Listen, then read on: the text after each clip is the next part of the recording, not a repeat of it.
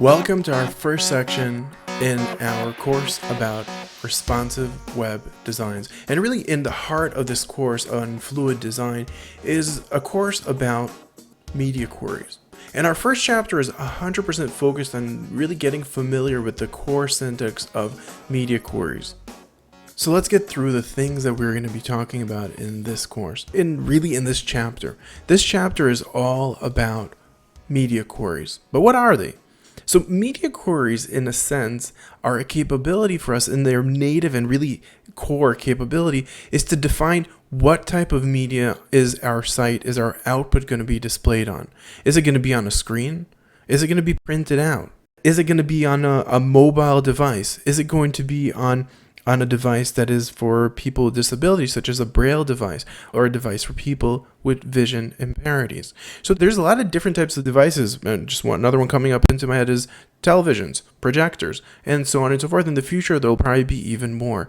So how do you create customizations is really the question of this chapter.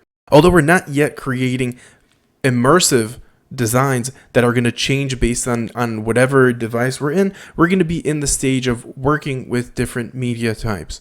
Now, the first media type that we're going to be introduced to is going to be the print media type.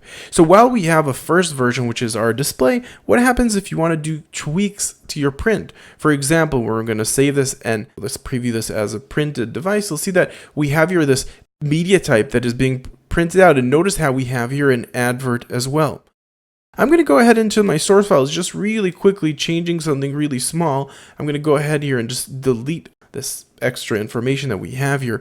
Go back into that application. I'm going to go ahead and click on refresh. And again, in our media types, I'm going to go ahead and click on print. And notice how this time around, when I go to get my item printed, we'll have here a specific design that was created for the print version and that does not have this advert inside. No ad in sight. And that's really part of that process of defining what goes in what specific media type and how does it look like. By the way, in our printed version, we also changed the font to fit the printed media. And this is what we're going to look at in this chapter. Now, how to design sites in a media-rich world is a really, really great question. Now, you already have a design. There's a high probability of that if you have a site that you've designed previously. So the next step for that is to just try to tweak it and modify it based on different configurations. If it's based on the screen resolution of the user, if it's based on the type of device, such as a mobile device, which has less areas to click on, or if it's for print. So you could do small changes and small tweaks to your design. But really, the big question beyond that is, what is the better way to design? And that's going to be part of the process and part of our conversation. Should you start from scratch or should you tweak? And really, the answer is it really just depends on your scenario. But in general, what the really great question is when you start designing, where to start from if you're planning to create a rich design. And the case that I make is the case for mobile design. And the idea behind it is very simple. Build first for the device with the least amount of space. That way you're not loading up extra things that you don't need. Create a perfect design for the mobile device and then slowly expand outward in size, creating a design that works better and better for larger displays that could output more things.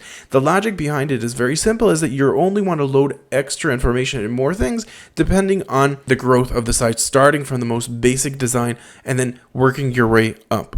In this lesson, we're not going to talk necessarily exactly about responsive design, but we're going to do this full loop through of understanding what media types are and see them in action.